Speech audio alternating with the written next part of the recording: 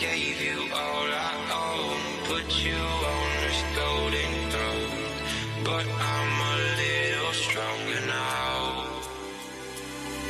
You cashed in on my promises, you know I'm too generous. Now I've learned to never help you out, 'cause I'm done cleaning up your mess. Found myself in my regrets. I've become a little stronger now, a little stronger now.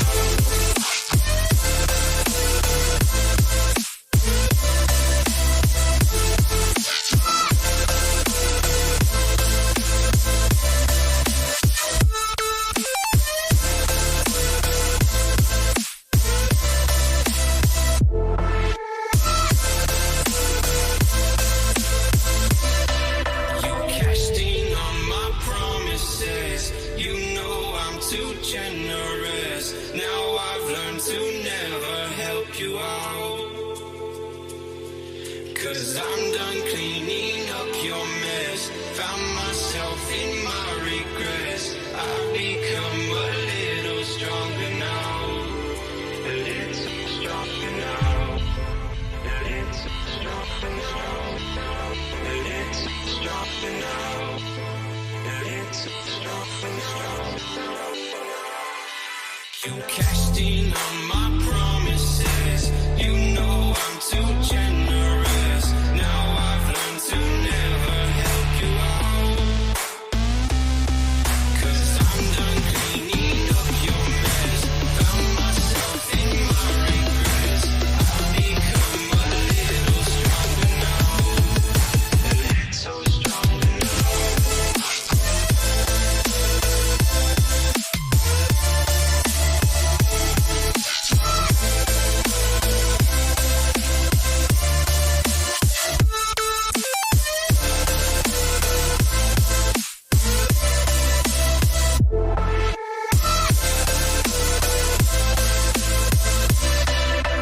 Cashed in on my promises, you know I'm too generous. Now I've learned to never help you out, 'cause I'm done cleaning up your mess. Found myself in my regrets. I've become a little stronger now, a little stronger now.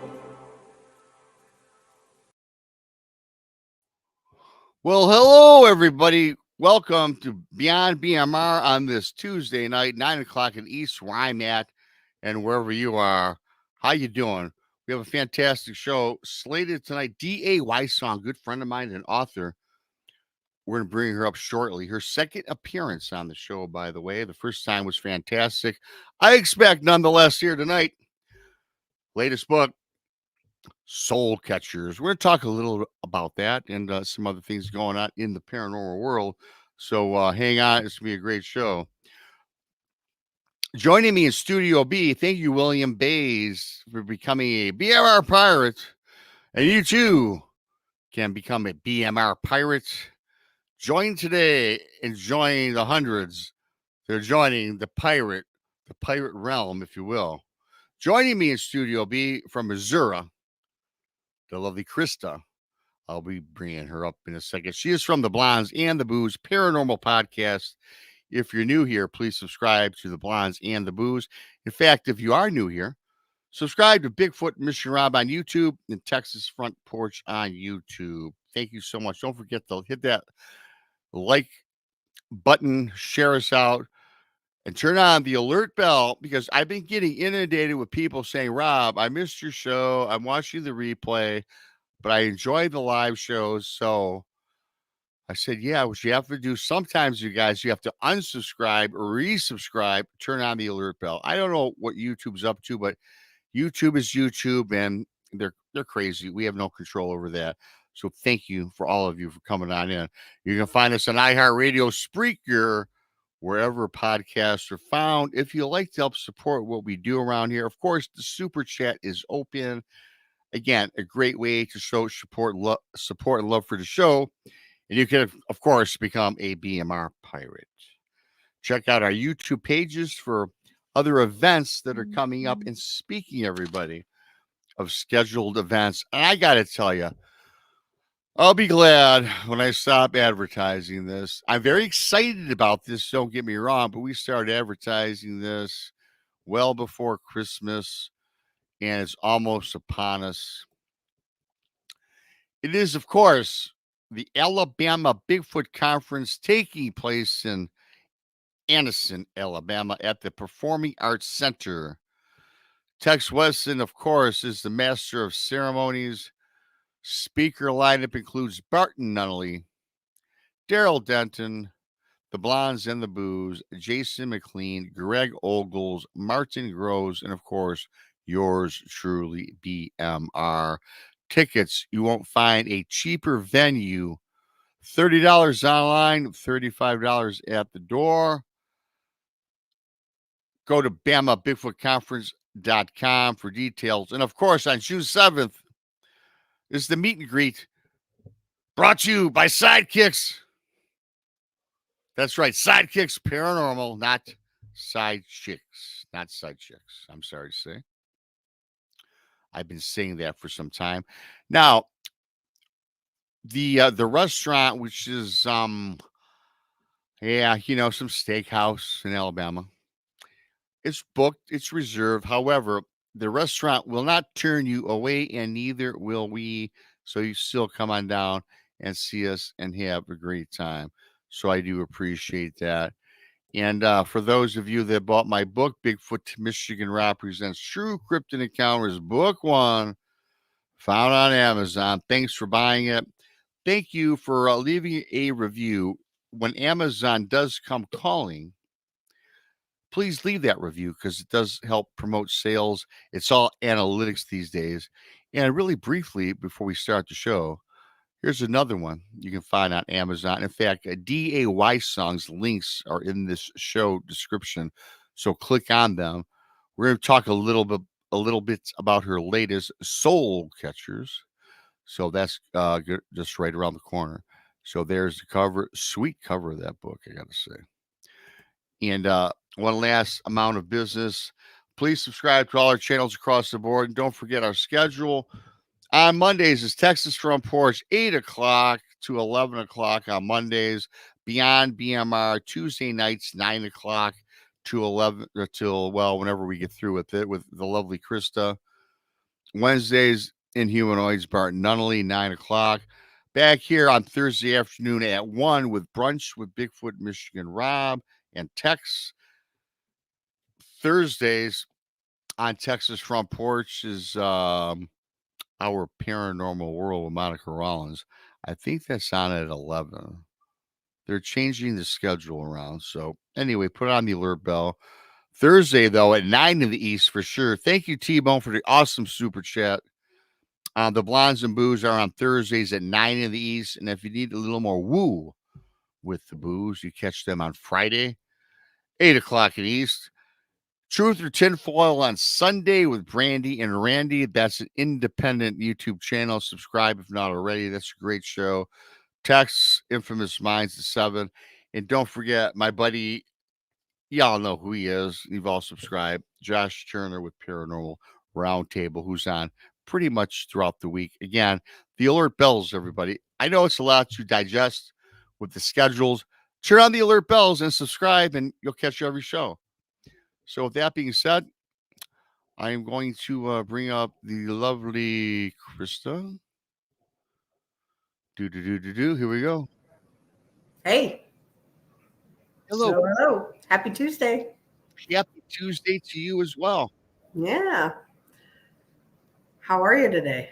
I've got a pretty good day today. Me too. Got a lot of work done that I wanted to get done around the house. And Yeah. Another 2 weeks will be Less than 2 weeks, Rob.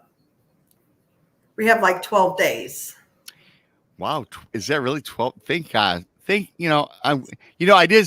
made fun of advertising this. It seems like I've been advertising this. I started advertising this before my birthday. I already had a birthday pass. My birthday's in January. Yeah. I think we started advertising in December or maybe even before then. Yeah, we did. That's what I'm saying. We've been on it, and a lot of people are booked at the great Top Hat restaurant. And, it's this. If you follow me, it's an inside joke. It's the Sizzler Steakhouse, I think. Western sizzling. But you Yeah, know what? well, whatever. Technically, okay, let's back up. Okay. It's actually 9 days you'll be on a plane flying here. 10 Yes. days we'll be going to Alabama. Yeah, in fact, you're right, because I'll do a show this Thursday afternoon, then I'll do Tuesday night. Yeah. Oh, Tuesday night's great. It's with the lovely Christina Gomez from her great show, UFO Girl. And then Thursday, I'm on the plane. Brunch with Bigfoot will air that week because I'll have Texas doing it live from Alabama with one of our speakers, the awesome Greg Ogle. So that'll be cool while I'm gone. So we'll keep the shows rolling as we do. Yeah, Brandy and I are actually undecided on blondes for that Friday night that we're down there. We actually talked today. I don't know if we're going to do a pre-record or if we're just going to maybe sweet talk paranormal Paul and maybe Monica Rowlands into doing something. So, well, as we all know from past experiences, go live if you can. If not, the pre-records are okay. Yeah. But it's something we can talk about down the road. Yeah. I'm looking forward to going on this road trip with you because it's going to be fun. I got a funny suspicion because I'm bringing my, I'm going to bring this thing along, Awesome. Yeah, we're going to, I think we're going to go live on both our channels, I think, throughout our trip. Just have fun, Yeah. That's funny. We'll be doing some lives for sure. So everybody stay tuned on that Friday during the day. And make sure your alert bells are on. The alert bell must be on. Keep your phone by you, your computer, or whatever you need to do, because we will surprise you at whatever time of the day it is. Yep. We might come on at 3 a.m. after leaving the bar. We don't know. From the Waffle House. Because, boy. We go to me and Brandy, we hit every Waffle House around, and there is a Waffle House right by our hotel. So good, I just know we're going to be there. I had my first experience in Alabama at the Waffle House, very first time, and I swear, and I love me a good slop and dine or greasy spoon, as they say. The Waffle House has my name all over it. That's funny.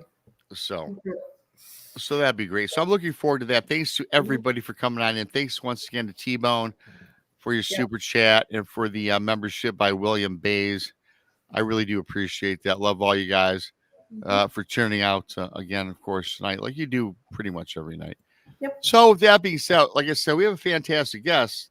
D.A. Wysong joins us for the second time. Yep, I enjoyed the last show with her. Well, the last show was a great turnout, a great response, and we're getting started. Yep. So here she comes. Hello. Hello. Hello. How are you, darling? How you doing? I'm doing great. Good to see you once again.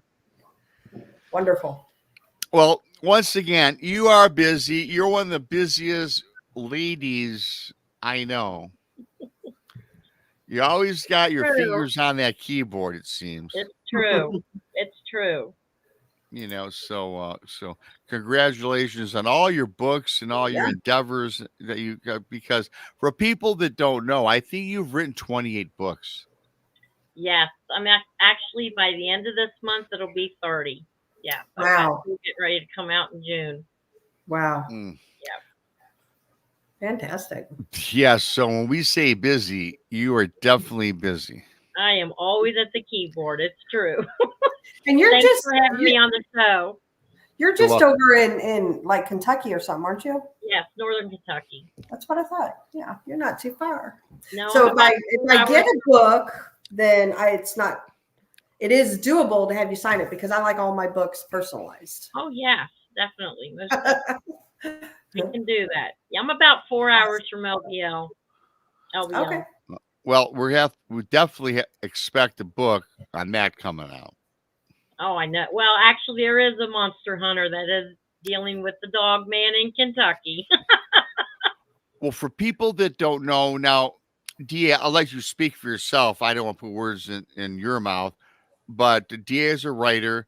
In a lot of your books, you market as pieces of fiction. However, a lot of your books are derived from actual events, Yeah, but you can't claim it as your own. So you fashion these books. And right. before we get into Soul Catchers, which is kind of along the same scope, for people that don't know anything about you, why don't you give us a brief walkthrough of your career? Well, I've always written, but I really just actually got started getting published about 5 years ago. So I had all these books on the Wow. shelf, more to speak, and just brought them to the table, and they've been just getting published one after the next. But I've actually been writing since I was just a young girl, and a lot of the paranormal books that I do write are based on experiences because I've had a lot of experiences myself. And it seems like the more you go down the rabbit hole, the more opens up to you, and then you start, you Mhm. know, meeting people that have had similar experiences or even more fantastical experiences. So I kind of just, write them all down and put them on a shelf, and then when the muse hits me, I start writing. Yep, I get it. Now, let me ask you, when you're writing, because I wrote one book. I'm finishing up book two. And I'm gonna write a third book on my life experiences. And I find with myself, certainly you're more seasoned than I am, but I find that I find myself doing a lot of times now. I'll wake up in the middle of the night. I formed the habit of having a pen and notebook next to my bed, and I'll have a weird dream or an idea throughout the night, and I know I normally will forget it by morning. I'll wake up and just jot it down. And Well, then I've been doing this for some time, and then I start looking at it. It turns into like a journal of all these, and you can't really make heads or tails of it, but there's Right. ideas all throughout there. mhm. I mean, it's kind of how I do it. I don't know about yourself. Yeah, I mean, I think as a creative, I've always just like I'll get like a keyword. I used to when I first started writing that I would keep one in the car because a lot of times I'd be in the car doing running errands, taking the kids here and there, and also by the bedside. And just sometimes it would just be a keyword, but a lot of times my creative process starts with a visual, and I suck at being an artist, so I visualize it and it comes to me in a title. So I just hold that visualization and I put the title down, and I don't have to really do anything other than that now. Wow. And it always the process always starts like that for me, and I don't keep an outline. I don't do a synopsis. I just have it in my brain, and it Mhm. starts churning. And then once I can't keep it in my head, that's when I hit the keyboard. That's why I'm always at the keyboard. My head's always turning. So uh, that's how it goes. Yeah, I think that's a great idea. I was reading some book. It was Stephen King back well before I even wrote a book. I was researching how to write a book and all this stuff, and he had this elaborate. He wrote an elaborate book on how to write a book. It was like 300 pages, and I was at Barnes and Noble. I didn't bother buying it. I thumbed through this 300 pages, and yeah, writing. I was like, man, I don't want to write a book if I got to write an outline. I got to write the biography of all the characters, this, that, and the other. Now, the books I write, the first book I wrote, and the second one's going to be based on. I got the information from people already, so I just had to reshape it to make it, readable. Because Right. half the emails you get are you got to make heads or tails out of them, and you got to kind of reshape it, but keep the narrative the same, of course. So yeah, so my third book's will be all about me. So that'll be a different approach. So, but there's Yeah. so many different avenues now. There's not one set way to write a book. I think I'm big on Twitter trying to I've actually gotten a pretty huge, not a really huge, but a community of writers and other creatives, and my big thing is to trust your process. Don't try to imitate Stephen King or Ray Bradbury. Just trust how it works for you and don't focus on what everybody else is doing. And when you can do that, I think you're more authentic in what you're writing as well because you're not trying to keep up with what everybody else is doing. Uh, and it's kind of funny because I am pretty solitary, and I mean, I have a large family, but on an everyday basis, I'm pretty much by myself a lot. but I never feel alone because I've always got these crazy voices coming in that these characters are just screaming to get out onto the pages. So it's really like it's a party all the time. And I just have to trust that's the process. You know, a lot of different writers say that they do character development, they write down the outline, they even go into the synopsis, and that's just never been my part of my process. So sometimes I get woke up at midnight or 1 o'clock, and I'll write till 6 o'clock in the morning. You know, sometimes I'll write 12 hours straight, or it just whenever it hits, that's when I start writing. And if I'm not writing, I'm reading. Well, yeah, that's true. And the key word that you said, which you mentioned, was it's the process. Stick to the process that fits you. And that's with anything, everybody listening. Whether you're writing a book, whether you're a gas station attendant, you work at Ford Motor Company, or executive at a company, stick to your process. You will be successful because when I had my bar, I stuck to my process, and it took a lot of hard work, and it finally paid dividends in the end because I stuck with me and my beliefs. And I think that's with anybody in any walk of life, any profession. Stick to your own process and your beliefs, and that's the words of wisdom from good old BMR Those are good words for tonight. So I want to get into this because I have your copy of your book. Soul awesome. Catchers. Look at this. Soul Catchers by D.A. Wysong. Only upon death will it be revealed what awaits us in the afterlife. And I got to tell you, what I love about this book is there's a lot of things that could be based on actual facts and what's happened to people. In fact, I know several people that have had similar experiences to what's in this book, and which is what I find fascinating and something we all can draw on. So I'll let you talk about the book. And I did want to make mention of that because in this book, it's soul catchers, and this could be aliens, it could be demonic, it could be something else, and it could be all make believe or imagination, right? Which I know that in this, the mind of the characters in this book wasn't imagination. Right.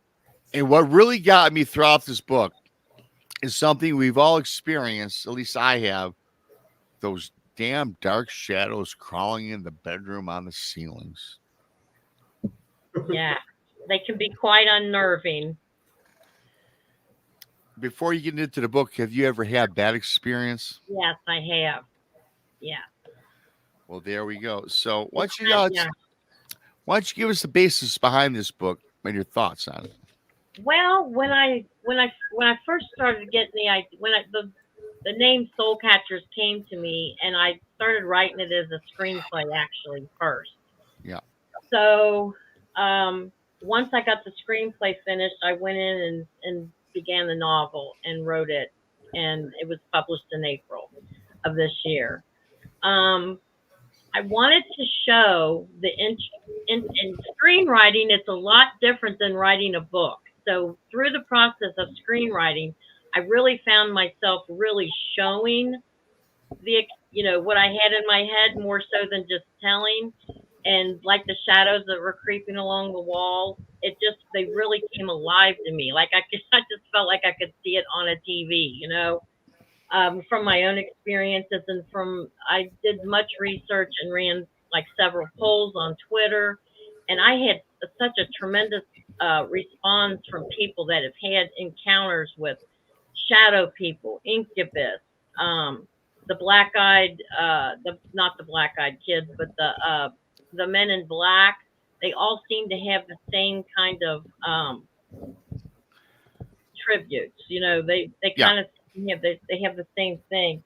But I wanted to show the interconnectedness that sometimes we think it might be traditional haunting when really it might really just be all interconnected, and we just name and label different things as ghosts or spirits or demonics or non-human intelligence, or a lot of people call them as aliens. And who's to say what they really are? But they do Mhm. all have very similar patterns from what I've seen, you know. And I think one of the biggest patterns is that they all seem to be that children can see these entities or these beings uh, a lot easier than some adults do. And then there's a lot of adults that are sensitive that see that too. And then there's people that aren't expecting it that have these experiences as well. So I don't really myself know 100% what they are, but they do seem to feed on our fear, and they do seem to feed on negative energy.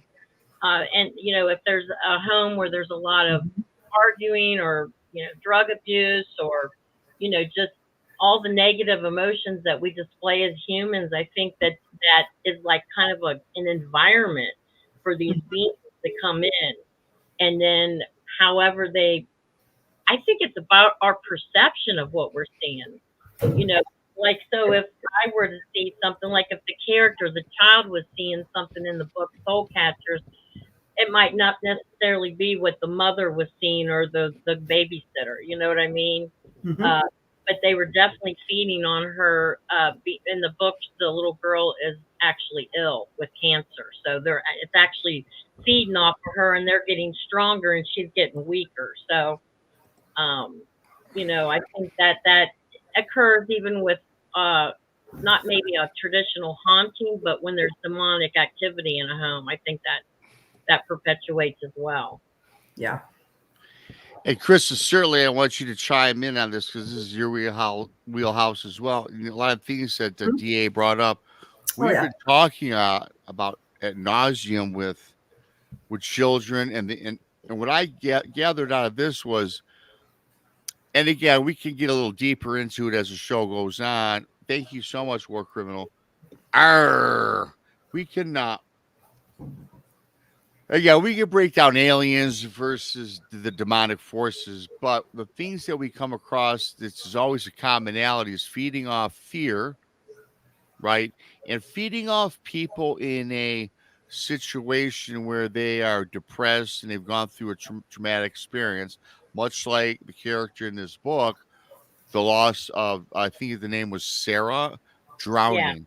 yeah, And these demonic forces, or whatever these forces are, the soul catchers, were getting into her mind because they knew that was her fear, and they knew that that was where they could draw her into the dark side. yeah, Mhm. absolutely. Wow. I need to get your book. Well, I hope you do. Yeah. And just everything you guys been talking about. I actually My alley. the book. This is actually my best-selling book so far, and it's actually had a couple people reach out and want like something again, more another book. So by the end of this year in December, there'll be Soul Snatchers will be released, and Fantastic. yeah, and that one is going to be dealing with reptilians underground. Ooh. And Ooh. it's going to be under LA, the streets of LA, where homeless people start Mhm. disappearing. So that's going to be a whole nother world. Wow. Wow. Awesome. I look forward to that Yeah, me too. for sure. For sure. Yeah. Real quick, Rob, I know this is your show, but Spite Fairy, I know you're listening. This has nothing to do with me. I don't know, Rob, if you've seen how he's been commenting. I already He has banned them. everything. You did ban him, Yeah, so he can't listen. Okay. I Well, can't. I don't. You know what? Spite Fairy. I hate to say this during your show. Spite Fairy yeah. has been banned 5 times on my channel Yep. and on the girls' channel. I was nice and let him back in ours. And we always let him back in. We don't ban people for the heck of it, you guys. We don't. But every time we let him back in, he says stupid stuff. So I'm done with that guy. And for those that like Spite Fairy, well, he's gone. Yeah. He's also known as Puck Elf. Puck Elf. So he's done. I'm sick and tired of his stupid comments. We will leave it at that. So, dude, you're gone. If you're listening, don't bother to email me or the girls because you're done. Yep. Moving forward, yeah. So sorry about that, sorry, Mr. DA. Wysong. You got to take care of business when it happens, right? Because we Yeah. have great people in chat that don't need to read his BS. And again, moving forward, again, this is a fantastic book. So Mhm. let me ask you, with your research you've done, you spoke with people in researching all your books. Have you come across a lot of commonalities and occurrences that have actually that you applied into the book? I guess I'm asking. Oh, that most definitely. Yeah. Yeah, most definitely. Yeah, if you can expound on some of I those, mean, that'd be I awesome. think with the with the alien abduction, I think that it's not just one thing. Just like the phenomena is not just one thing. I think there are actually people that physically get abducted, and then I think there are people that are abducted through the astral or through the spiritual ways. Like they could be still laying in their bed, paralyzed, like with what you would experience with the shadow man or an incubus or a demonic, Mhm. and that but in their reality they're not aware that they're in the bed, but they're already on the spacecraft. Wow. They're already Could it be gone. like a type of astral projection, but that's where they go? Yeah, I think that's why I entitled it Soul Catchers, because they were feeding on the soul of that Right. person. And Gotcha. I mean, I feel like the idea of soul catchers for me is basically that they feed on the souls because they do not have the soul. They do not have a soul like humans. And Right. I feel like they feed on those fears, and I feel like they recycle. They Okay. want you to, I think because we have free will, they want you to agree to recycle, to be reborn. I don't Mhm. think everybody's reincarnated, but if this thesis was to be true, then there would be people that would be reincarnated and brought Yeah. back onto the earth so they can continue to feed. It's just like a consumer kind of thing. And I actually have a couple people that actually have been abducted that said that when they heard of how I was describing what this was taking place, that they actually compared it to like a bank where you go through a drive-through, where you have the little thing that you put your money in, and it goes up through the funnel Yep. like goes to the thing, and that they actually saw people just like one by one going through that process, and their souls being taken, and then they're just kind of Wow. processed through the way on the spaceship. On the spaceship. Wow. Yeah. Have you been abducted? No. No. Not that I'm aware of. Right. Right. I mean, I know I've heard Yeah. people say later in their adult years that they didn't really know, and then Yeah. they went through regression. But I've never had anything like that, and I don't believe I have. Yeah. But I do believe that it really does happen. There's not a Me doubt in my too. mind. Yeah. How Me about too. you? I have not. I have not. However, it's kind of funny that Tex just dropped a BMR $5, and he found out later in life that he was possibly abducted. So I mean, how did that who occur? I'm knows? curious because I mean, it's intriguing to me that you would. Yeah. I mean, from what I understand, that they can repress your memories. Like Yeah. they can wipe your memories clean, and it makes me wonder why some people can remember it and recollect it so vividly, and then others don't Well, let me remember it. ask you this. I got to ask you this too, because obviously, as we said, everybody, DA, in all her books, puts a lot of time, effort, research, talks to people, interviews people like most great authors do. And what I come across, and even my friend Tex, right? We all know Tex, Texas Front Porch, subscribe on YouTube, of course, if not already. He experienced time loss. Tex has. It was suggested to Tex that perhaps he was abducted by an alien. But the reason we say that, though, is because of this. I come across many people. I've been doing this almost 3 years now. And Mhm. every time it comes up and people talk about the loss of time, the bottom line, the end result results in maybe some sort of alien abduction. And we can go back to the big cases out there, right? Mhm. The Richard Doty's and all these other Mhm. gentlemen who come forward with this, and a lot of them go through that regressive therapy or regression therapy, Yeah. Yeah, and where they pull that out and they find out that they were, and they go through horrific studies Yeah. where they see themselves on this gurney. They're in a white room and there's these gray aliens, because I think in this I think in this book, I think it kind of the grays are mentioned quite often in the book, right? As Yeah. a kind of a parallel, I guess. And so, yeah, so in your research, you find that to be accurate? A lot of time loss results Yeah. in pops, Yeah. perhaps in abduction? Yeah. One of the things that I tried to really reveal in the book was just kind of like the parallel of how we look on this dimension as a physical form, but when we're in the next form, like at the afterlife, we're not in a physical form; we're in our spirit form. Right. So when I correlate the shadows creeping on the walls and the ceilings and coming in and revealing themselves as a gray, that's how they would manifest themselves on this earth plane, but that's not necessarily what their true form is. Mm-hmm. So I wanted to correlate that, back onto the ship. So it doesn't, again, it's about perception of how we see what we see. Yeah. So I think that's something to really remember, because like on all the dimensions, we would not manifest in that same.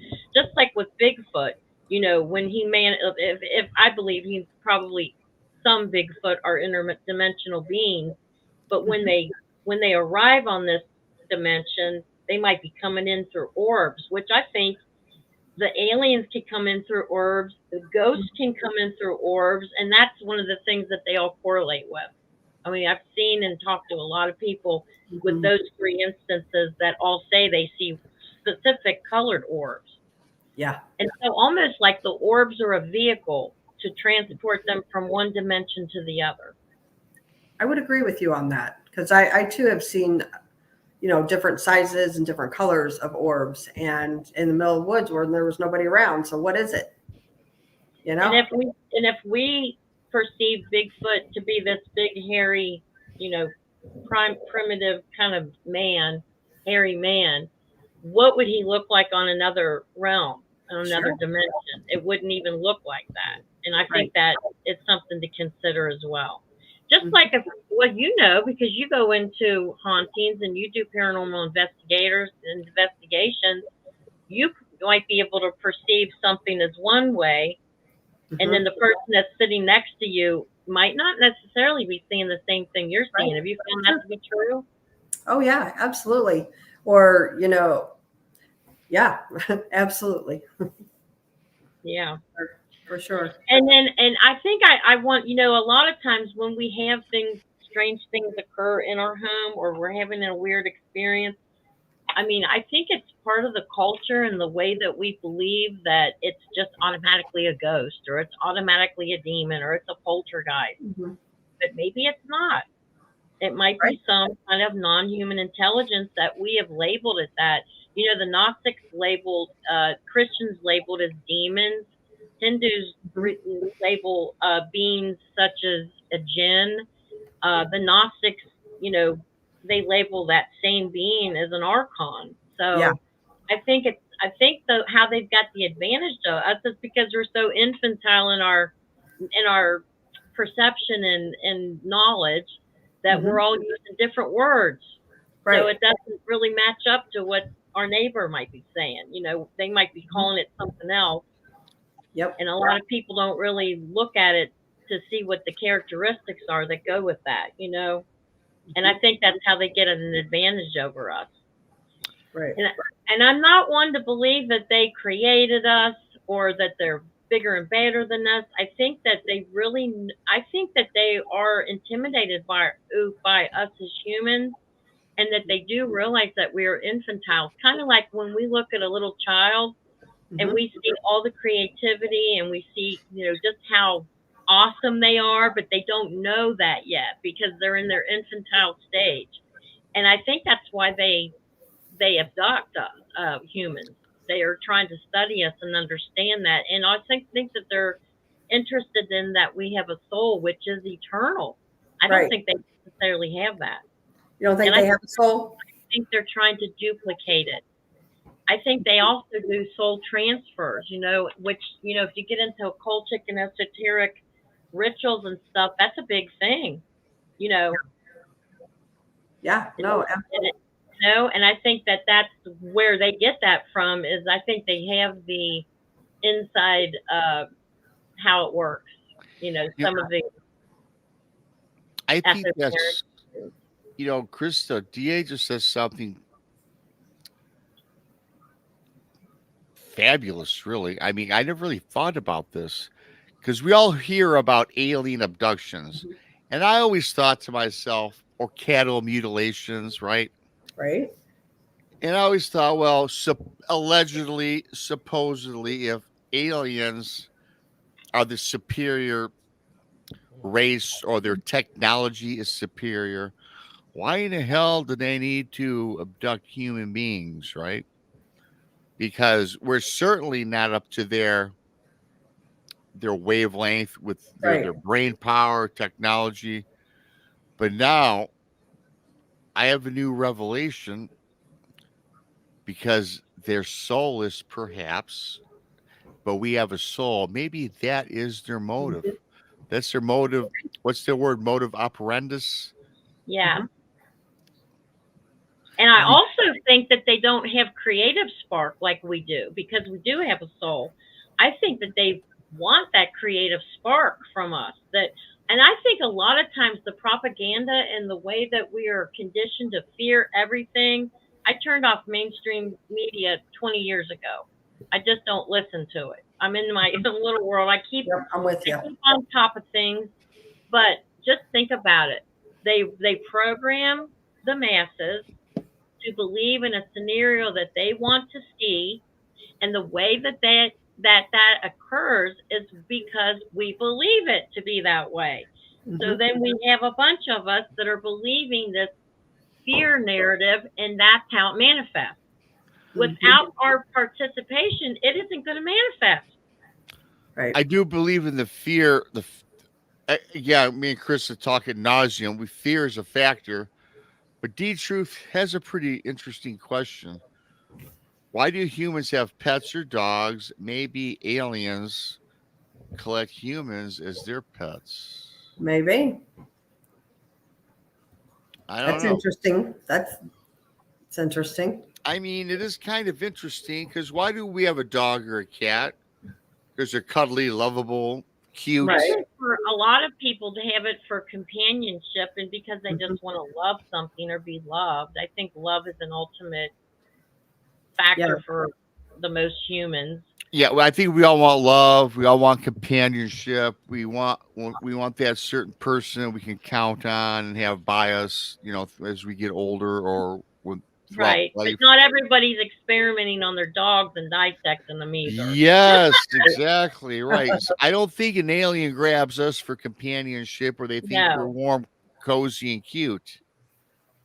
And that's why another reason I don't believe that they are any way created us. I do not believe that I don't you know what I think? I think they're afraid of what we're capable of as far as with all this outside technology. Mhm. I think that there might be I think there might. I think I'm leaning towards is probably true that the alien grays could be the future of what humans were that accepted the chip or that accepted the outside technology and that they lost their humanity over the many years span and they might be coming back to try and alter that. I don't Yeah. know, but And I like, think yeah, like you said, the soul thing, that makes sense. Like if they don't have one, or even like, somebody in chat said that they make memories of, or make a copy of your memory or whatever. But and maybe that's correct. Maybe they don't know how to love or all these things, all of our feel good emotions. well, that's why we're so compelling. It's like they they can't they don't understand a love. They don't understand emotion. They don't understand why we would give our life for something else. I just Mhm. don't. I think they're void of emotion, and that's another thing that they're just mesmerized with. They're Mhm. trying to figure us out. Yeah. And if the alien grays were to be maybe the future humans that accepted the chip or an outside technology, they pretty much just they can't even reduplicate. That might be why they're trying to make hybrids because they want to create that. Now, I think that on the upside, there's people that in the future and today and then tomorrow and from then on that will advance inwardly without technology. And I think that they know what we're going to be one day, that what we can be capable of, what we can grow to be. And like I say, the 1% that rules the world, it's only going to take 1% to counteract that. Right. Most of the masses are going to stay asleep, and you can't count on everybody to wake up. You just got to do your thing. And do you think that perhaps that they're coming back to perform these experiments or abduct us is because they realize perhaps we are aliens from the future? Could be. I mean, I don't think it's just one thing. I think there's a multiple different reasons for different things, you know. But I do think the soul plays a big part of it. And so in my research and when I was talking to different people that were abductees, they talked about, I think his name was Ted Rice. Are you familiar with Ted Rice? I'm not. I am not, no. Okay, well, he was an abductee, and I really haven't listened to him a lot, but this one thing really stood out in my mind. It was when I had just finished writing Soul Catchers, and I thought that's really interesting. But he talks about being on a gurney and having a clone of himself on another table. And there was a black box that they placed on the clone, and they literally took his soul out and transferred it into the clone. So if that clone would be a hybrid, then they would have a soul. The human would not. Wow. Interesting. And so if you have a soul, you know, you're going to be eternal. Right. In one form or another, whether it's here, you get reincarnated, or you're next to the next dimension, you're going to be able to live on. And that might be a big motivating factor. Sure. For soul retrieval. So here's an interesting question from Sheldon. If they are interdepartmental, can they also interact with our souls when we pass? That's a good question. I think that's a good question too, and I think it's a possibility for sure. Yeah. And that would even show why some people that we consider ghosts are trapped in that time loop. Maybe something's holding them in there. Yeah. I mean, it could be because of their own doing, you know, being trapped in a violent situation, or where justice isn't being served, or, you know, they're holding on to earthbound things like material gain or people or something. There's so many different reasons with that too. But it also could be that there's something else holding them there. Yeah. You know, I was going to ask, because I have my own beliefs, but I'm going to ask this general question. And there's thousands of people that watch these shows, our shows, and other shows. But I got to ask this question, and a lot of it refers back to the book that we're talking about right here. Everybody, it's on Amazon. The links, of course, in his Soul Catchers DIY song. Awesome book. I read it. Well, I'm 75% done with it. Regardless, it's fantastic. Okay, I have my own beliefs, but you think when you have that near-death experience, or let's say that you are pronounced dead on that operating table or wherever you happen to be, and is that your soul that leaves your body that's trying to cross over? But here's the thing, though. Are you tugged and pulled by all sides of different forces? Do you think, like, quote unquote, the soul catchers are trying to snatch you to reincarnate you? Or do you think that's angels from the heavens above that are bringing you to the light, or something else, like, you know, Lucifer trying to take you to the pits of hell? Because when I read these things, and I also heard people say that you have a choice, right? There's so many things about this subject that you really got to read up on all of these things. I don't think there's any one right or wrong answer. If you're a stout Catholic, believe in God, there's Just heaven and hell. That's it. Nothing in between. No aliens. No Right. nothing or nothing else. Right. But this show is not that. This show is about diversity in subject matter. So what do you think about that? Well, I think there's different parts to the soul. Mm-hmm. I think like when you hear about a celebrity or somebody that wants to sell their soul to the devil, Mm-hmm. that I don't necessarily believe it's the devil, but to sell their soul to have fame or fortune or whatever, I believe there's a truth to that. According to Egyptian mythology, there is a part where, just say if you're just in a family and people remember their grandmother, every time that you remember or have their picture out or have their name or a memory, part of you is living. And I think that is that part of the soul. That's the part of the soul I think that celebrities might sell their soul to be remembering, just like Beethoven or Bach or, not saying that they did, but as an example. And then I think that there's another part of the soul that lays in the void. And then I think there's another part of the soul that lives on.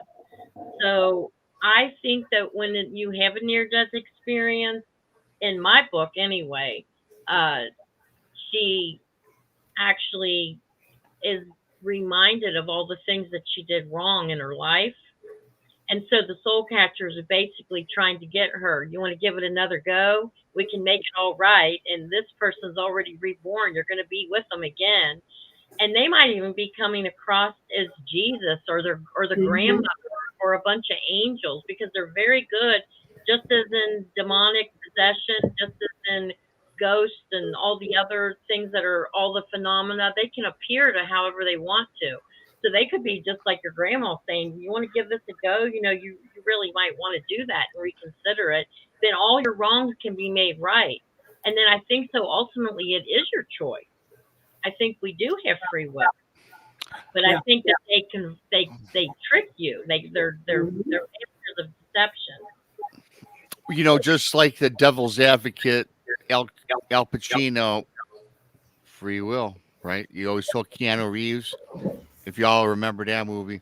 And since you brought this up, DA, about celebrities, and I do know, DA, just because I follow you on certain media, I know you love rock and roll, especially going from the 60s to current music.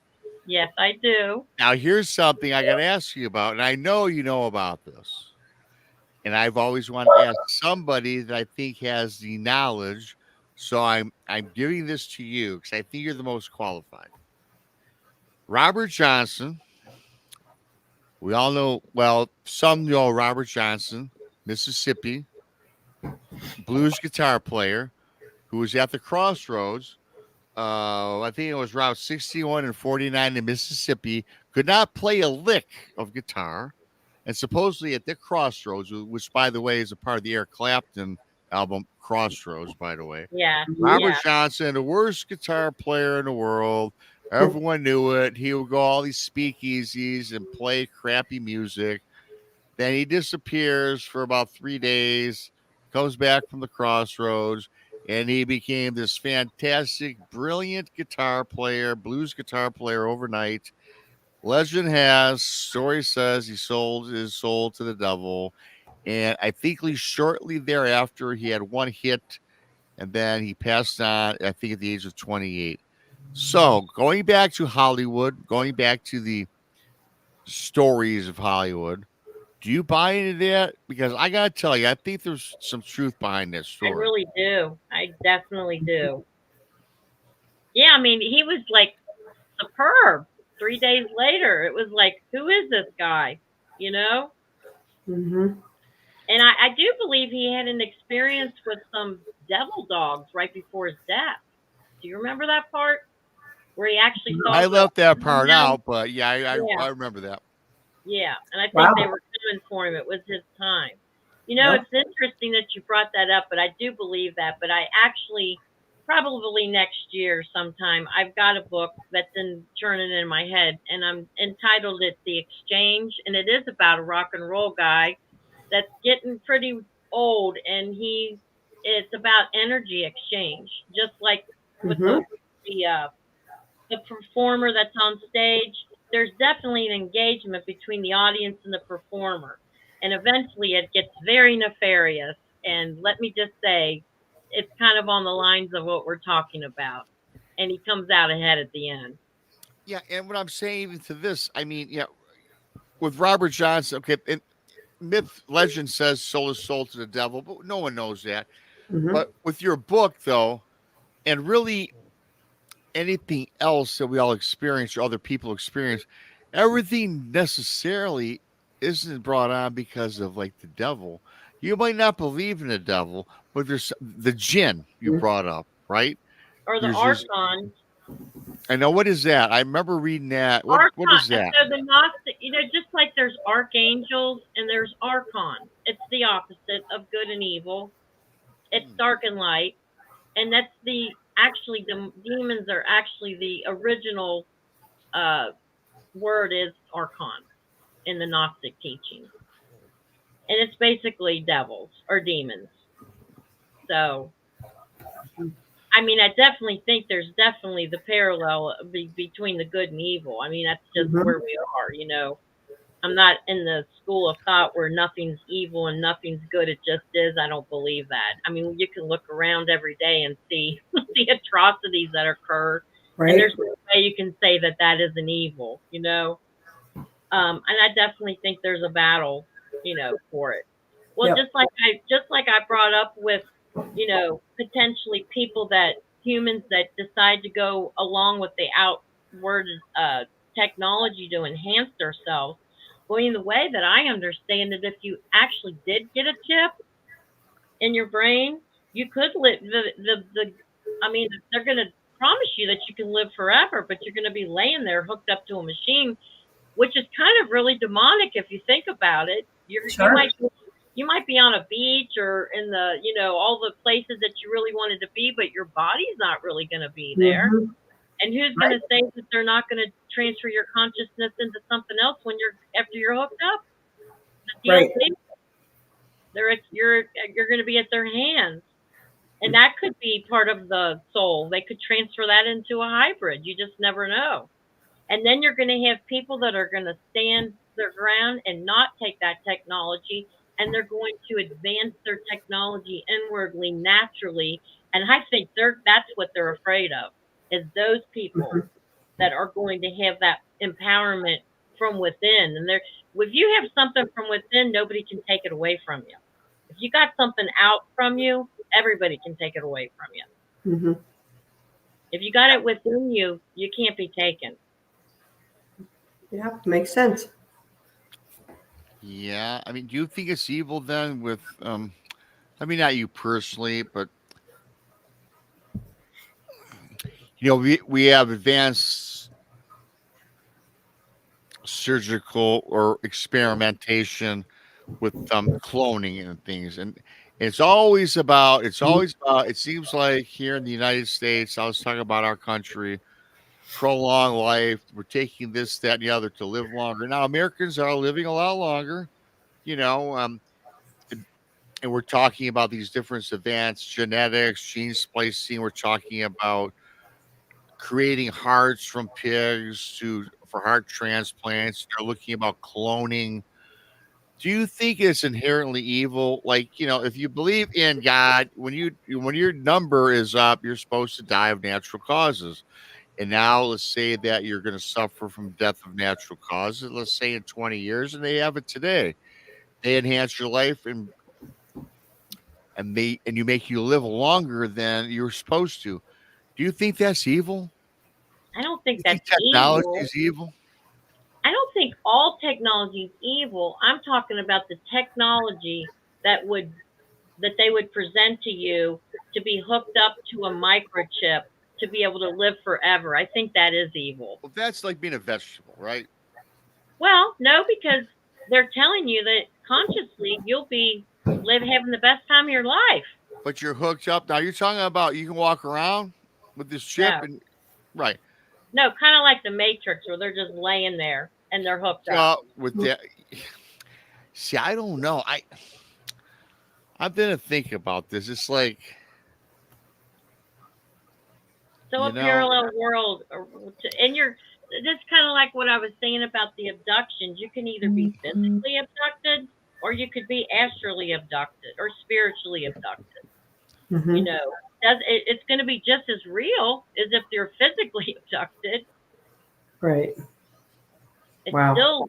still happening to you, just like if you were to take that chip or that technology and then you want to live forever. um I personally wouldn't want to do that. I think I'll take my chances on what's next and just go out like that. I don't want to live like that. Right. I don't want to be hooked up on a machine. I will tell you Mm. that no matter what the outcome is, I'm not going to be sitting in a nursery home Nope. still alive, and I have a thought process, but I can't do nothing. That's not living. And I want to say this. I usually do this right around this time before I forget. I want to thank William Bays for becoming a new pirate. Arr. T-Bone for the super chat. War Criminal for the super chat. Mark Z Hammer for the super chat. And of course, Tex for the super chat. Thanks to each and every single one of you for contributing, donating. That's appreciated. Love you all. If you're new here, please subscribe to Bigfoot Mystery Rob on YouTube. Please subscribe to the Blondes and the Booze Paranormal Podcast on YouTube. And of course, Texas Front Porch on Hmm. YouTube and the rest of our awesome shows. PRT, Bart Nunley. And I guess there's a couple other out there. Truth or Tinfoil as well. We Yeah. have That's DAY song. Yes, Krista, go ahead. Because I feel like I've been talking all day. no. You're good. You're good. I've been listening. I've been absorbing. I absorb too because Maggie. Yeah, I mean, there's things that's been said that I never personally really thought of, like aliens not, you know, having like feelings and stuff. That makes sense to me, but it's stuff I never thought about. So well, me either. And just okay, D, I'll ask you this. One of our personal friends, Jason McLean, and there's a couple of other of our friends, mhm, don't think aliens exist at all, but they think aliens is demonic. mhm. You've been doing this for a while, research as a paranormal researcher, author. What do you think? Do you think there is a distinct difference between an alien and the demonic? You know, I'm a person that observes patterns. Like I'll get into my own personal experience, and then I'll research and I'll listen to what other people are saying, but the whole time I'm mentally taking note of a pattern. And I think we talked about this a little bit the last show. Let's just say bring the elementals into the Oh yeah. topic. Because if you look at the elementals versus the alien grays or the reptilians or demons, they all have pretty much the same pattern. So there again, we might just be calling it all different names, but it might be Right, similar. right. I I did. don't. I just I don't know. Like a demon could mean one thing to you and one thing to me. I mean, or Mhm. from a Christian perspective, I guess is what they would be calling it. But I think that they whatever they are, those things that I just mentioned, I don't think that they have our best interest in it for us. I Right. think I don't think that they have our best interest. I've heard stories too. The elementals and the fairies. That's us and Chris. Man, we've had some guests on. And it goes both sides of the coin, right? Elementals. What is it? Earth, wind, fire, and water, I guess. But that makes up our forests, and our Yep. forests are known. And these are, and I believe that I've said this before. Our forest is like an internet network. It's all breathing, living.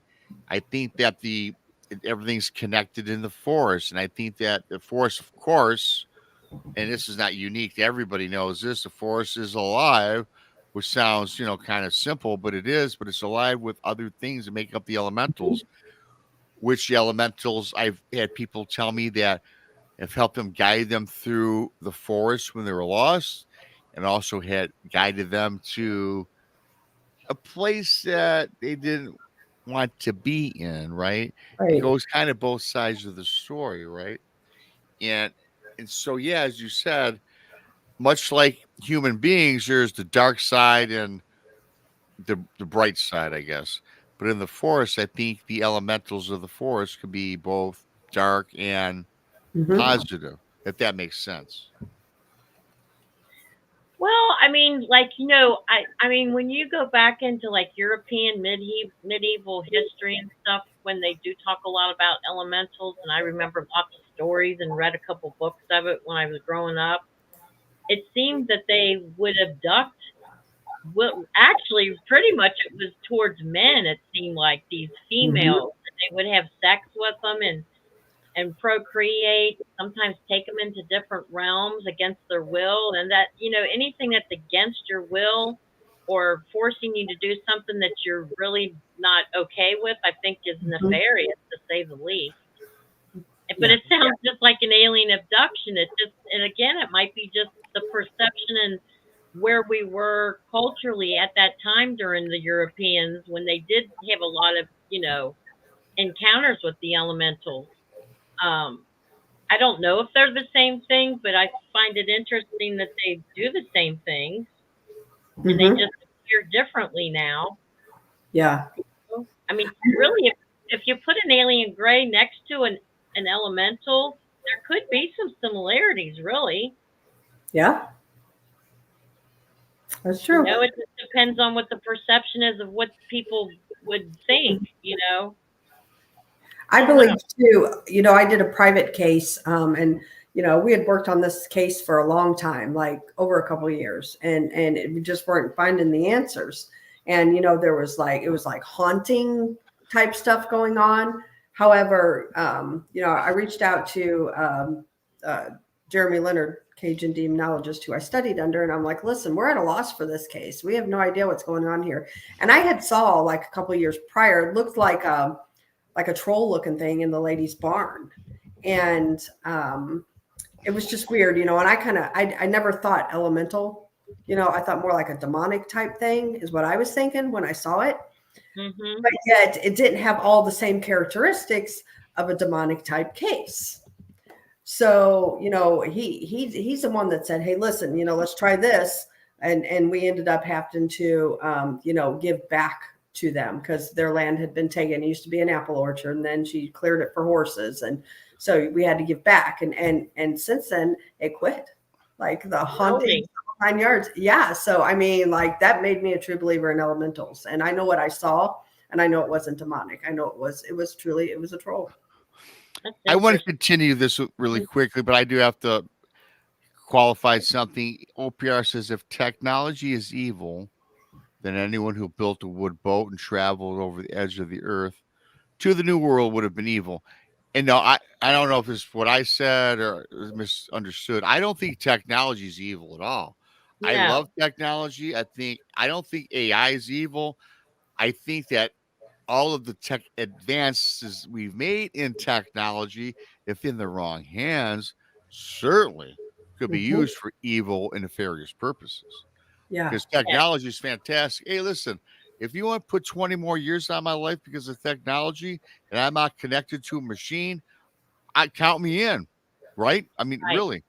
I don't think that technology is evil or bad. I think it's when we want to connect to an outside technology for longevity of our life as far as not being operative in the physical is what I was referring to. I understand that. Yeah, Yeah. absolutely.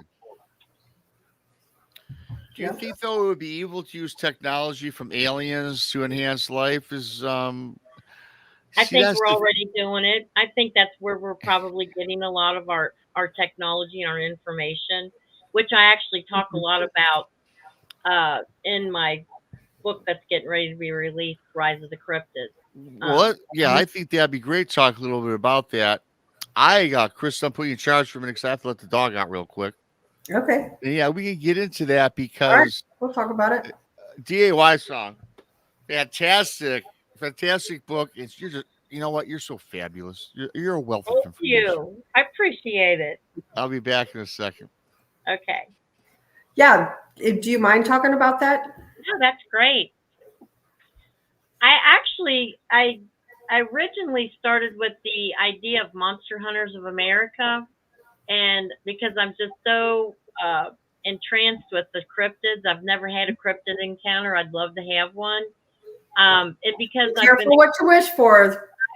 Have you ever had one? I have. Mhm. Tell me about yours. It was actually it was Bigfoot. And the one time I didn't even know it was a Bigfoot. It was just that feeling of being watched, and it was kind of a weird story. But then the second time was actually last year, and it was at the Ozark Mountain Conference. I didn't see it with my eyes, actual physical, but I seen the shadow through my tent, and I could hear it. Brandy actually had the sighting and saw it. Where was that at? It was in south of Springfield, Missouri. Oh wow. Yeah.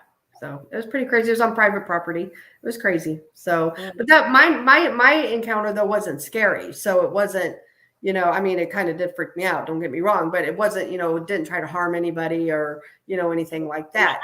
I did not believe all cryptids are evil. Like especially with the Bigfoot, I think there's different varieties. I think that there's Bigfoot that are native to the land. I think there's some Bigfoot that are coming from inner Earth.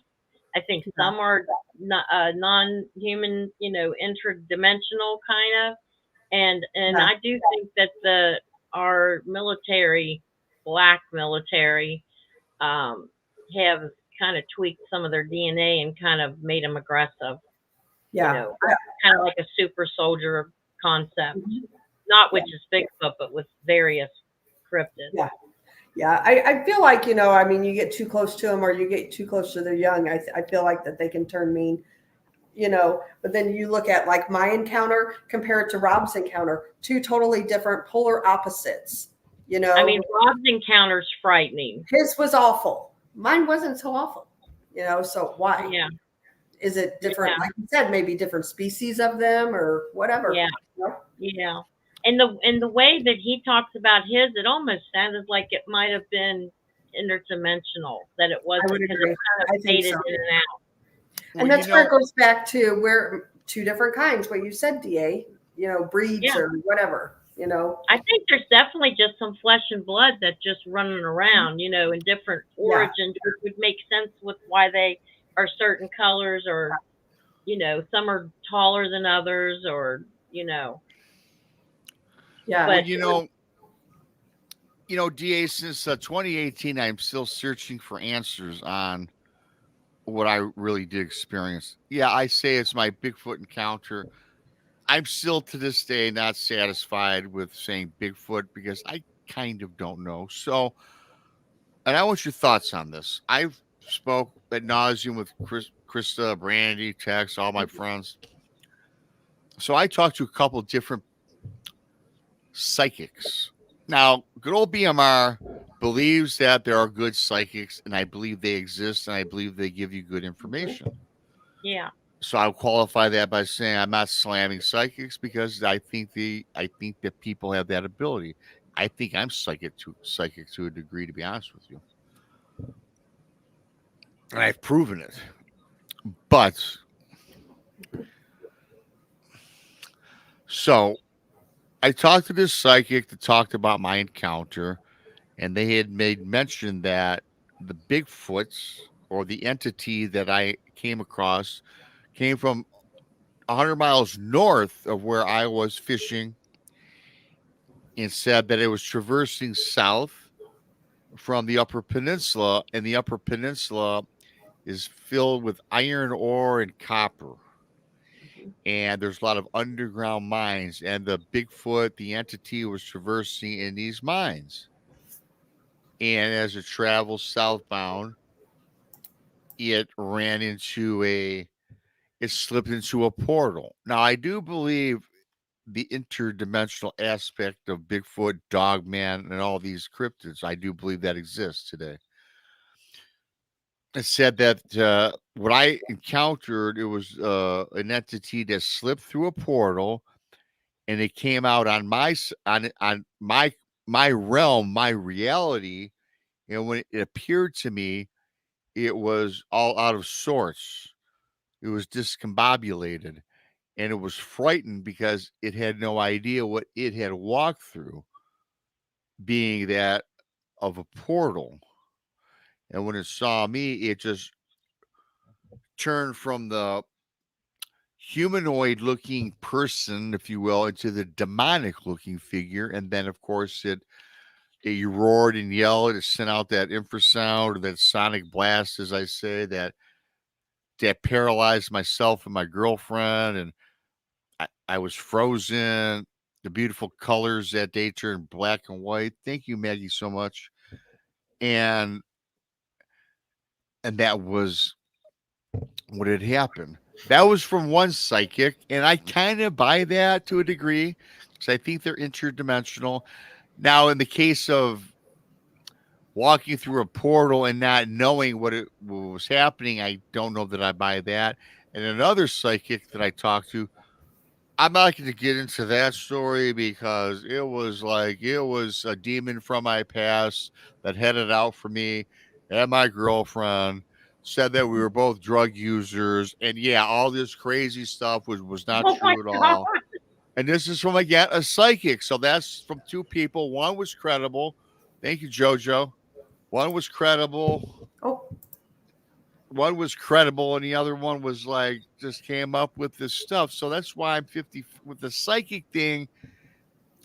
Again, as I said earlier, there are good ones and there are bad ones. hmm I'm kind of curious. What did Barry Littleton say? Can't remember. Barry and I talked about it, and Barry asked me a question, which I researched. It being said it came on sacred ground. It came from, he asked me if that ground in Cadillac, Michigan hmm was haunted. He asked if it was a cursed land, and upon investigation, that entire area of the Manistee National Forest, and it goes from the west coast of Michigan to the east coast. And yes, I know I don't live on the ocean, but frankly, we're on a big island. I always say Lake Michigan's the west coast, Lake Huron's the east coast, right? Right. And the national forest that I live in north of me expands from the west to the east, the entire northern part below the Upper Peninsula. There are sections that are cursed by natives or by native spirits. And yes, and there's blood has been spilled that has been nefarious. So a lot of cursed land. And so when I told Barry that, because Barry because Barry's kind of an intuitive and he's kind of in the psychic field, and that's the vibe he was getting. And certainly where I was, north of there, 50 miles, was land that was supposedly cursed and haunted. So Interesting. his So that belief that it was a negative spirit that I came across. so do you think, like, I'm assuming the Native Americans cursed the land, correct? Correct. Well, hmm could it be that maybe a shaman, like, that was like a manifestation of what's the because it didn't really look 100% like a Bigfoot. It kind of to me looked the way you described it, like almost like between a dog, like a creature, like in between, like a hybrid. Yeah, that's Well, pretty. that's the before and after for everybody. If you're new here, on the left is the appearance that hmm I seen. And by the way, this artwork was done by Sibylla Irwin. We spent hours and weeks putting this together, and this is 93% accurate to what I saw. On the left, again, the offset eyes, the disfigured face, the beaten down looking face, droopy eyes, almost looks like he has Down syndrome or had a stroke. That's what I seen. And then on the right, when it dropped that jaw and yelled at me, that's what it transformed into, which looks nothing like the figure on the left. Right. Similarities, but that's demonic looking. If you had the black eyes, the only Well, thing that I'm that's not going to call a demon because their eyes were black but not red, but those are deep dark eyes. yeah. Well, I mean, I was just thinking maybe the shaman was the one that maybe it was a manifestation of what how shamans can kind of shapeshift. Maybe that you know, that lingered from what they manifested, what that shaman manifested that cursed the land, maybe, hmm you know? Like I, almost like a tulpa. It could have been like, whatever they cursed and manifested that. Mhm. now with the tulpa, is that something that we manifest out of our own imagination, or because, Yeah, like I so say, because I never thought about Bigfoot or anything creepy up until that Mhm. day. well, I mean, if a shaman could create if anybody could create a tulpa, it would be a shaman, wouldn't it? And if they cursed the land with that thought form, that could very well be on what that is. Yeah. You know, And that kind again, of it's, resonates with me. Mhm. I and I couldn't agree more with you. And a lot of the, I got to say this, since 2018, I've been inundated with so many awesome people. By the way, I respect everybody that sent their opinion, their theory, and I probably got 100 different theories and opinions from people outside of my own, which today is still a mystery to me as to what happened. And I guess the biggest mystery, though, is not so much what I saw, but how come my girlfriend died exactly a month later? And how it made you That's the feel, unsolved mystery. and how it made you feel, like how it affected you in a negative way. It affected me that I was in a dark space for 6 months. And when I Yeah, say dark space, everybody, I'm not going to get into it.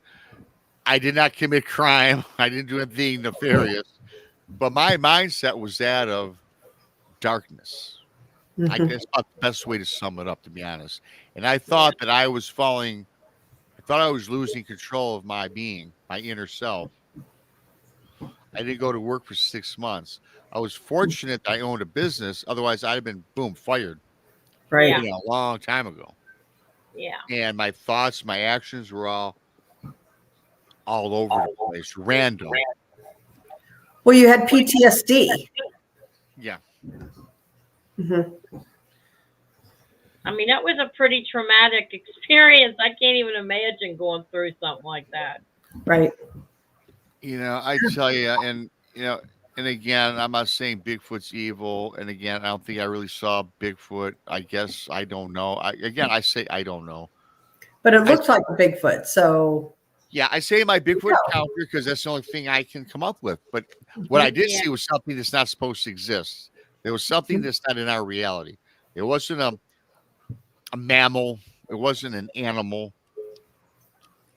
It wasn't an ancient person. It wasn't a friendly forest giant. Yep. And I might even say it was a demon. But I think the shapeshifter is probably a good word. But what did it shapeshift from, even when it looked like the weird looking human with all Right. the hair, right? I mean, where did that Right. come from? Because you said it looked like it had Down syndrome. Yeah, look like actually, if you look at that picture, Mhm. look like a I guess kind of a person, right? I don't know. Yeah. I mean, I don't know. I hate showing this is your. I don't like doing this on my show all the time, but if you take a quick look again on the left, kind of looks like a human. I mean, if you take away all the hair, it looks like an old person, man or woman. I couldn't tell you. That yeah. looks human like a humanoid, or even like a Barton would say inhumanoid. But the one on the left, there's nothing. That's something that I couldn't tell you what the heck that is. yeah. I mean, I don't know. So Well, we don't. Well, I definitely think that they very much so exist, but I don't think it's just one thing. And Agreed. there's people that swear that they are friendly and they're friends and they're forest people, and I don't know. There might be some of them are like that. I don't. It should be just like saying all humans are bad or all humans are good. There's just you know. I always say it all the time with Bigfoot. There's probably good and bad Bigfoot, like there's good and bad humans. And I'm Yeah, not going to classify Bigfoot as a demon or bad or good because, frankly, 80% of the stories we read about Bigfoot is typically they're not killing anybody, they're not raping and pillaging, they're scaring people. And I think they scare people Mhm. really just to get them out of the way because I think that Bigfoot's socialized like a human being, but I think they want to be left alone. I think they're Yeah. sick and tired of us people looking for them. Yeah. It's just I would like agree. the great analogy is if I'm sitting in my living room, my front door's unlocked, does that mean you can walk in my house and watch TV with me and I don't hear a stranger? That's kind of Right. what we do with Bigfoot. Mhm. But when people tell me that, I kind of disagree because the forest is there for all of us to share, Right. Right. but not our homes. That's ours. Right. Right. But then And people then you say, well, don't get Bigfoot, that's their home. Yeah. right. Right. And then you don't get that same vibe when you hear people talking about Dogman. It's a completely different, like a different set. Yes. Dogman I've vibe is never heard something one good. good Dogman encounter. No. I tried to find him. Don't find one yet. However, like of the encounters that I know of, these people that live to tell about it. I mean, a lot of these could have been killed just in an instant, but they didn't. They didn't kill these people, but they could have. So what's the reasoning behind that? Why do they let some live and some, I don't know. When you hear about Dogman, we all know about the Mhm. LBL. Right. And I think the Dogman, they're always there. I think Dogman, outside of the LBL and a couple other encounters, you never hear them really killing people. But what No. you do hear is this: they let you know they could kill you, Exactly. and they give you that look like, I am your Yep. superior. Really, Yeah. with their attitude. A lot of people say they're communicated with telepathically and stuff like that. Mhm. William Bays always has great comments, and he sends me a lot of cool emails too. Thanks for Mhm. that, always, William. The Cherokee says it was a Kalani Liski, a raven mocker who foretell death. Interesting. That's certainly William's always got interesting stuff. Yeah. Yeah. Like back to Bigfoot and Dogman. I mean, we don't really know that if they aren't killing people. I mean, they probably would drag us into the point of no return, and we just don't find the bodies. I mean, that might be why people are missing. I mean, it might be part of that. Well, that's what D Truth just asked. What % of people go missing as cryptid related? Exactly. I agree. Mhm. Yeah. And alien. I do believe some do, but I don't believe they all are. And I think more fall victim to maybe just, like the terrain, the climate. They're not, more so than a cryptid got them. That's my opinion. But I do believe that some out there that are victims of these creatures. I mean, after following David Pilates for so many years, I believe that it could be some cryptids, but I also think that a lot of the people that go missing, especially in national forests, are connected to the alien abductions that don't come back. They don't make it back, or if they come back in very strange ways. Places where they had search parties, aggressively looking, and then years later, or months later, or a week later, it just depends. They're there, their bones are there, and they weren't there before. Right. Yep. So Yeah, and with the 411, I think it's another thing that certainly cryptids. I think it's dummies that just get lost in the forest or never found again. I think humans abducting and killing humans, serial killers, perhaps. I don't know. There's like 10 different things. I mean, getting lost in woods, alien abduction, cryptids, human beings. Somebody just happens to get lost. And, if you get lost in the middle of nowhere, I mean, your body decomposes and the animals get to it. Your remains will never be found, especially if you're in a very vast area. I just find it fascinating that they don't keep a record of the people that go missing in the national forest, and there has to be a reason for that. I bet they do. They just don't. David Pilates says they do not. He has went round and round with them, and they will not supply him with the names or give him any of the records. So at the LBL, I spoke with one of the guards out there, and he told me as we were leaving, because he asked me if I was with that group that was out there doing, looking for Bigfoot and Dogman, and kind of talking to him. And he started telling me, he said that there's been a dogman encounter right here at this campground, and they have over 15 reports of Bigfoot in that campground. Now, how did he know 15?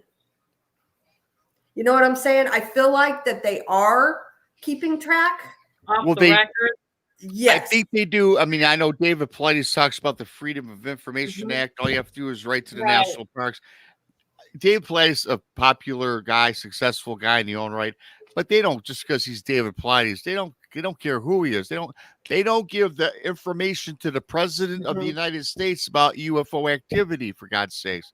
David Paulides is a peon when it comes to, again, not slating him, the government. They're going to give you what they want to give you, but you're not getting all the facts. You're getting what they want to give you.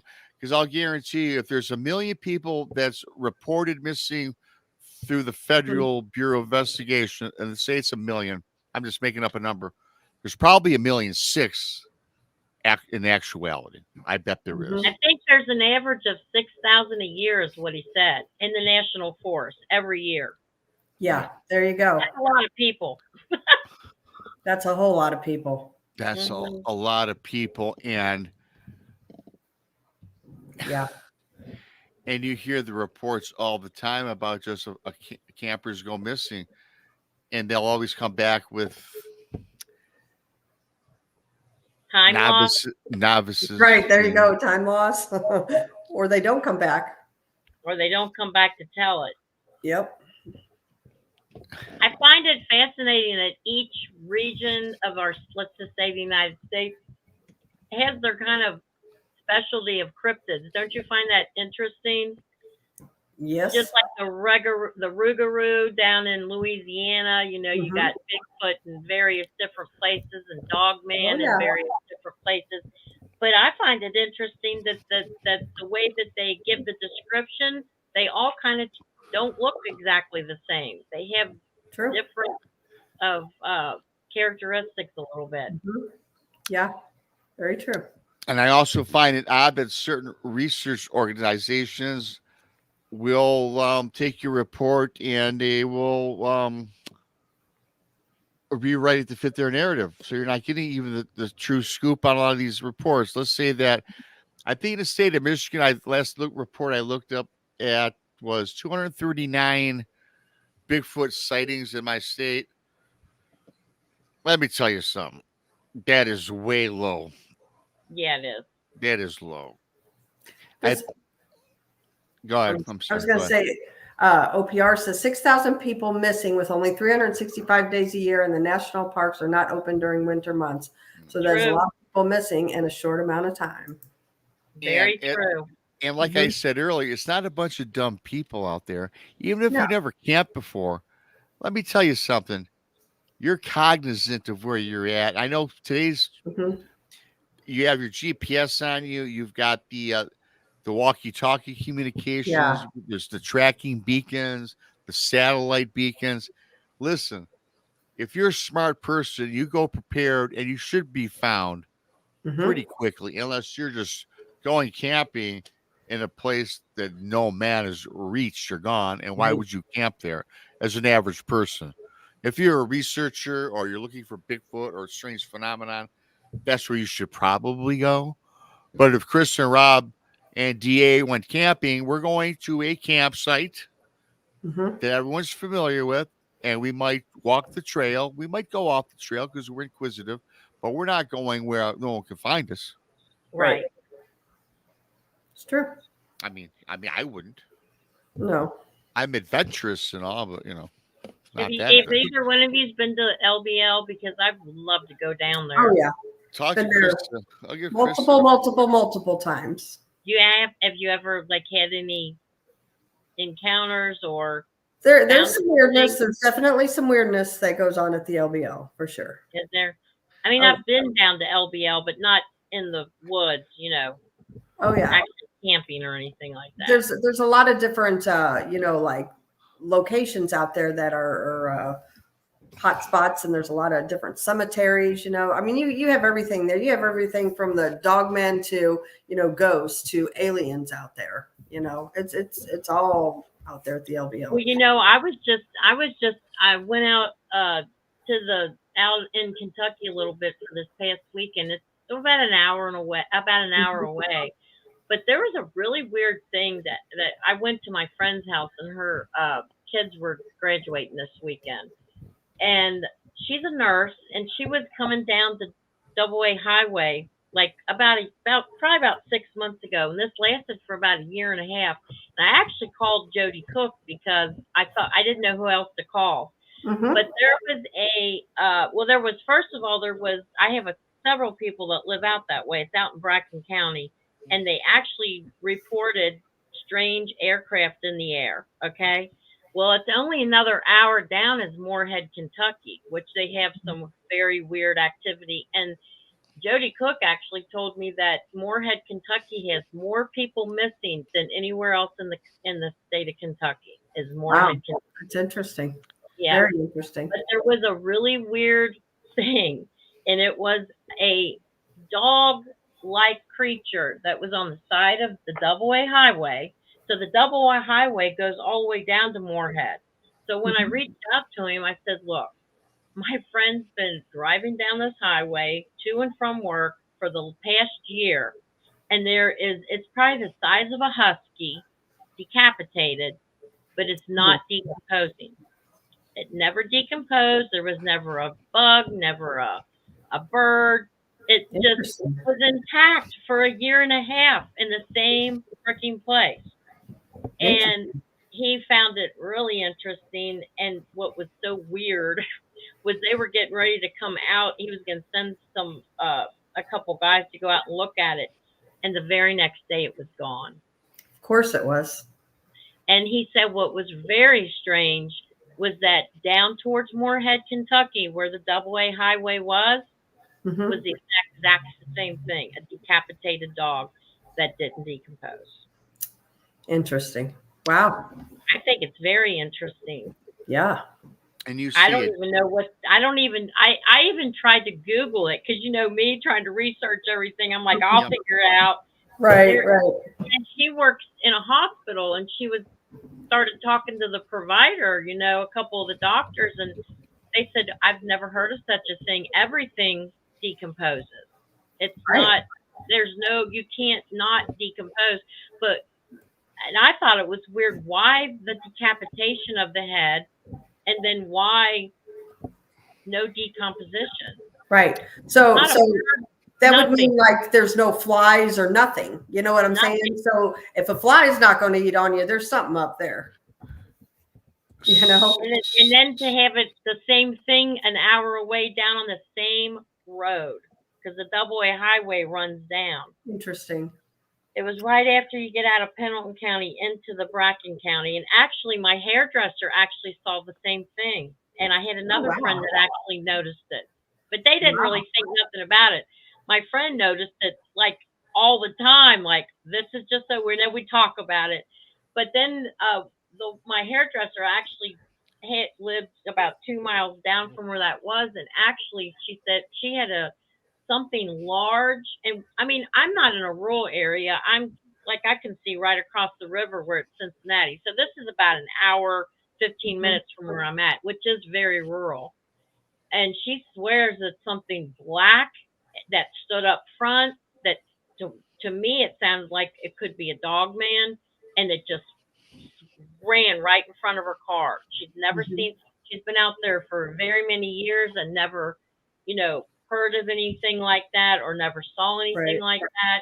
But she was telling me this when all this was going on the double A highway.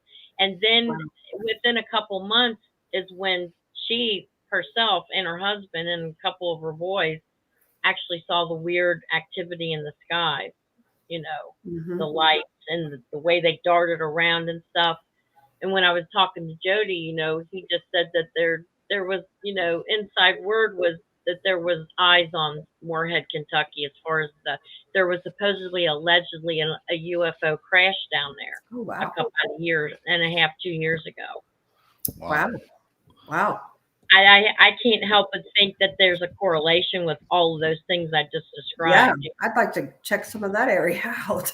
I would too. I know Chris would, and Jody Cook will be on the show with me and Chris June 14th, I think. Well, you'll have to bring that up and ask him about it because I would Yeah. love to go down there and investigate it. I just didn't want to go alone, you know. Yeah, I hear you. I'm Never not a go lone alone. wolf when it comes to that kind of stuff. I want some backup. So, Never go alone. and I got to ask you too. No decomposition, no rodents or mammals or animals eating on the body, no insects. So, what do you think? That's got to be certainly not a natural No, definitely incident, not. right? I Googled it and you can't even, nothing even comes up because it's not natural. Mhm. It doesn't, there's no phenomena about it either that I could find. Wow. Now that's been probably about 8 months ago and I haven't looked since, but well, I was out there this weekend and we started talking about that again and we just thought it was just so weird that it was just, as soon as I called Jody, it was like within a couple days, it was just gone. Wow. So there was no point for him to go out there hmm because it was gone. Wow. It makes me feel that so I don't know why how they would know that, but I don't know. hmm And here's the thing too. I mean, I believe. Okay, you talk about our park rangers that manage in there throughout our national forests. They are the people who I want to pick their brain and get on a show and talk about because they are the ones that probably know the most, but they can't come forth or be transparent because frankly they've been told not to. Because I always find it strange, and I've had many of these stories sent in to me and people I've spoken with. And the most popular one, as Krista probably remembers, is Indiana State Park. Um, it was at a horse campground hmm where a family of three, they took their horses up. It drove their RV, and then hmm they had a trailer for their horses, and they took the horses out on the trails. And during the day, they heard these strange howls.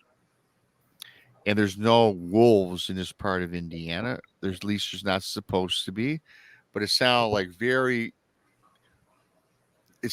big wolves or something, maybe not quite a wolf, but a strange howl. And they got a little shaken. They've seen all these oversized footprints at their RV, oversized wolf tracks around their RV. And they went to call the administration up front, and they were closed. No one was there. Leave a message. In fact, got a hold of a girl that was working late. Call back in the morning. We'll send a trooper out or the ranger or whatever. Okay, fine.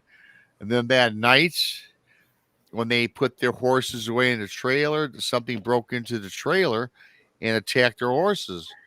Oh wow. And so the father and the son get out of the RV as they're sleeping, and prior to that, at night they heard these wolf howls again, and they got scared. They turned and went to bed and locked up the camp because they were very scared about the prints around the RV as it was. hmm So yeah, so they go to bed and they hear this and they hear this ruckus at the trailer, and the trailer doors were ripped off where the horses were stored. They seen this bipedal wolf-like creature run out and take off into the forest, into the tree line. They ran to the horse, and the one horse was clawed. There was 3 claw marks in his hmm quarter. It was bleeding, nothing profusely. It didn't hit an artery, but it was attacked. And they called, and sure enough, which was strange, when they called about this alleged attack, they got immediate response because did they know what was going on? And Right. and they came out. There was an administrator came out about 3 in the morning. park ranger and somebody else. One guy dressed in a suit, and it told them, and the son mentioned, "Oh my God, I think that was a dogman attack." And as soon as the kid says dogman, the three officials out there just got very quiet, very stern, and said, "Do not repeat this to anybody."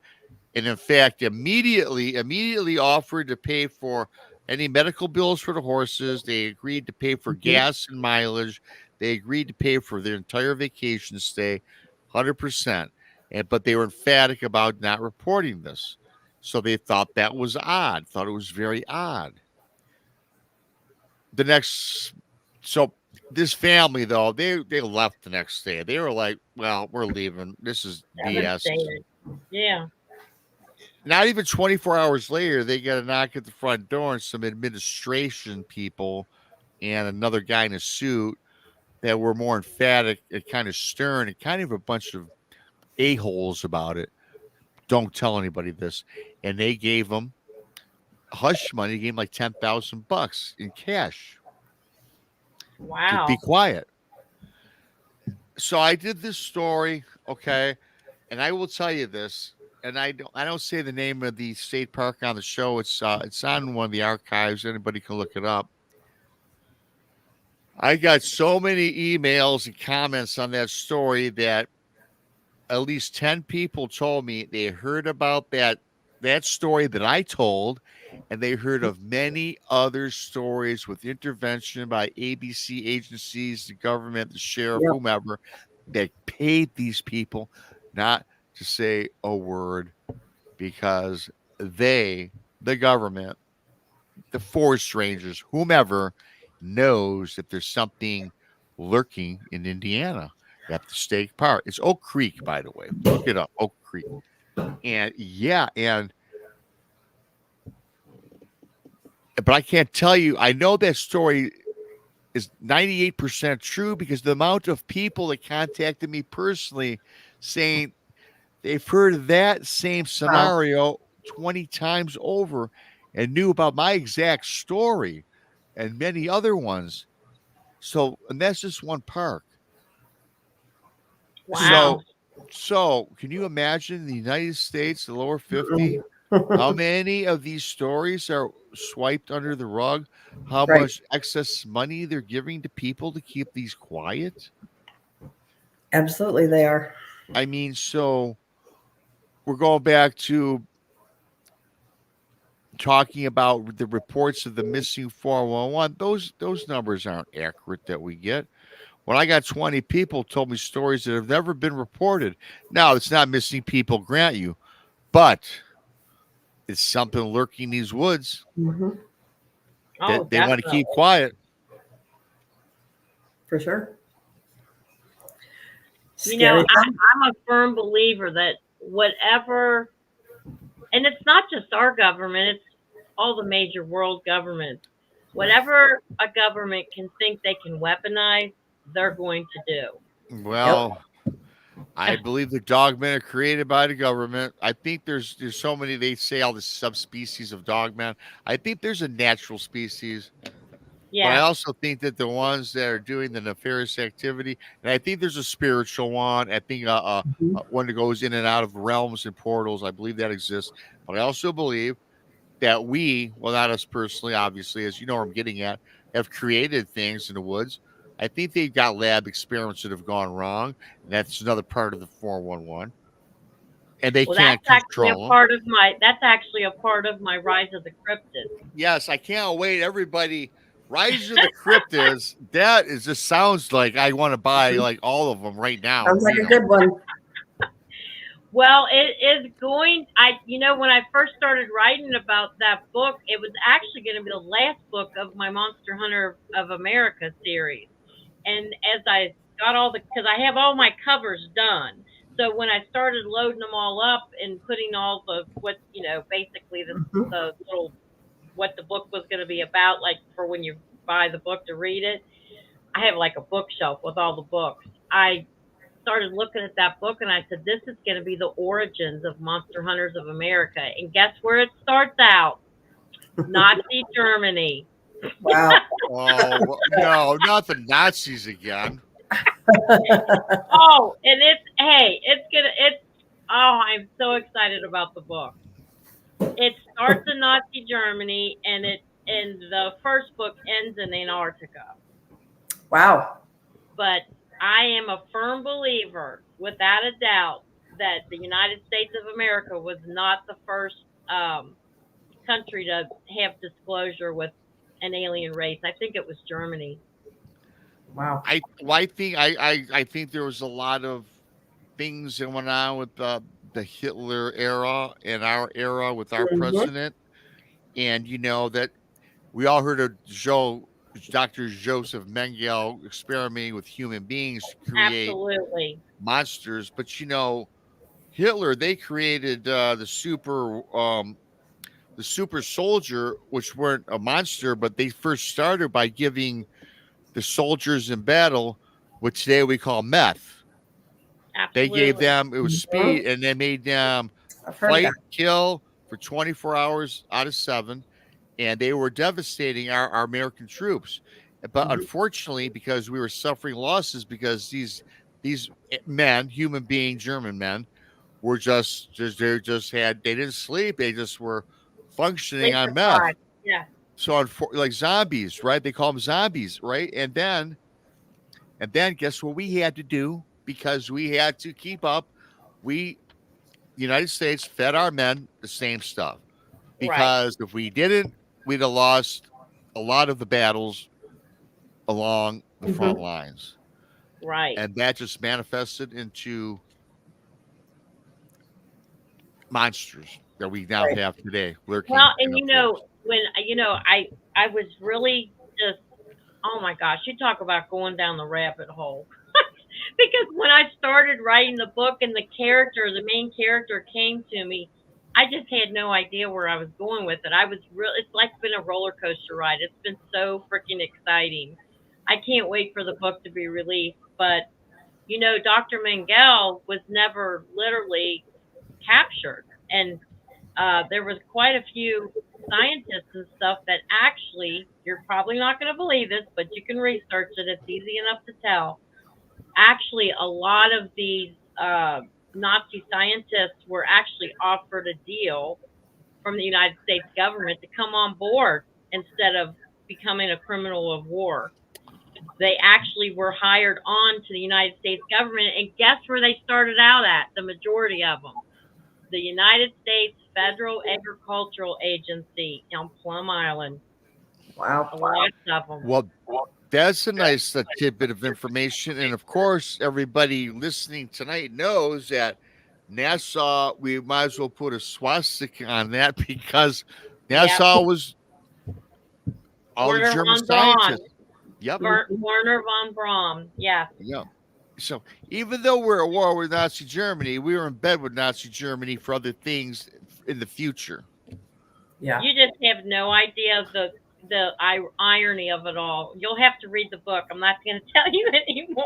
You're Well, going to have to read the book, but you're just going to think I made it all fiction, but it's all pretty no. much Well, true. like I said, look, even Soul Catchers, all of DA's books are in my the channel page, and you call them works of fiction, but all your work is based on reality, because Yeah. everything in this book I've heard many people talk about that's had happened to them. And Yeah. so I look at your book as this is a piece of research I have in my hand. It Yeah. is. Mhm. Yeah. And I I think the think it's the rise of the best. cryptids will be as well. Oh yeah, definitely. And I really think I enjoy writing fiction because I don't want to preach it. I just want to tell a story and let you decide if you're on the fence or if you kind of believe what I believe or you're not a believer. Mhm. It's a work of fiction and it might cross you over to become a believer because true fiction is crazier than truth sometimes. Yeah. And even Truth like we is, always no, you're right about that. And even folklore has an element of truth, because folklore Mhm. started from an actual event. Sure does. People don't believe that, but folklore is not fiction, you guys. Now, throughout the years, does it get fabricated in different spins? Of course. But it yeah, started at a source when that source was an actual fact that happened throughout time in the 1800s, 1700s, Mhm. 19, whenever. So, DA, where can we find you? All your links are in the show, but where else can we find you? I am on Twitter. I'm on Instagram. I'm on TikTok, and you can even find my books at Barnes and Noble, besides Amazon. Ooh, big time. I've been trying to get Yeah. mine at Barnes and Noble. You know what I'm going to do? Well, I you know what? got to, You need to put it on expanded distribution, and they'll pick it up. I I see, told you're you those so, keywords. you helped me out with a couple other things. I got to look at that. I didn't even know that existed. I Yes, didn't even it's know that right I there by could, the pricing. I It'll didn't pick even them know, up. I didn't even know that I could put my book in different categories until you told me. And I still don't know how that's doing. I think Well, it's we'll have doing to all check right. it out. Yeah, we'll Yeah, have to get them rankings up. well, get the rankings up, and I do have to thank William Bays, T-Bone, War Criminal, Mark, Z Hammer, Tex, Maggie, and JoJo for the super chats, the memberships. You Mhm. guys are fantastic. I love each and every single one of you. Don't forget, like. When you leave, hit the like on your way Yep. out. It helps promote the shows, the channel. If you're new, subscribe to Bigfoot to Michigan Rob on YouTube. The Blondes and the Booze Paranormal Podcast on YouTube and Texas Front Porch. Keep coming. We're on all the time. We have a schedule that's found in our, on our pages. Don't forget the Bigfoot Conference coming up in 12 days. I'm looking forward to bugging Krista all the way down. It's gonna be a blast. It's going to be a lot of It fun. sounds like fun. I hope you all have a good time. Well, thank Yes, you. it certainly is. D.A. Wysong, paranormal author of like 28 books. Rise of the Cryptids is now. I just So don't have time to excited read about all that. this stuff. I just don't have the time. Oh yes, you will make time. I'll make time. Thanks, David. Thanks for everybody for coming on. And this was a You know, great next show. week though, I'm actually I got a busy week next week. I got to go to Branson for a night too. I'll be in Branson for one night with work. I come home on Wednesday night, and then Thursday I pick you up at the airport and we head out Friday. I didn't Yeah. realize you all were that close to each other. We're not. No, I'm flying to Missouri. He's flying in. Oh, are you? Then we're Okay. driving to Alabama. Yeah. Yeah. It sounds like a really good time. I hope y'all be safe and have fun and get those live shows in there and keep us posted. Well, yes, everybody have your alert bells on because we'll do some random live shows on our travels and probably at the conference because it's just fun. It's fun to do stuff like that. Yeah. Well, next week's show I will be in Branson, so I should get service in my hotel. I would think, right? Wi-Fi. Yeah. So I should be good to go. I would think so. In fact, well, today's Tuesday. This Thursday I'll be doing a show, and then Tuesday I'll be doing a show, and then I'm somebody else is filling in for me the last Thursday. But anyway, this will be great. We got a lot of shows lined up for June coming up as well. A lot of great guests. So everyone keep tuned in. I'm just kind of wasting time until I can find the exit button, as you can tell. So D.A. Wysong, thank you so much. Thanks to everybody for coming in. Please like, share, subscribe. Until next time, for D.A. and for the lovely Krista, I'm BMR. And see you later. Well, not quite. Yeah, here we go. Boom. Out.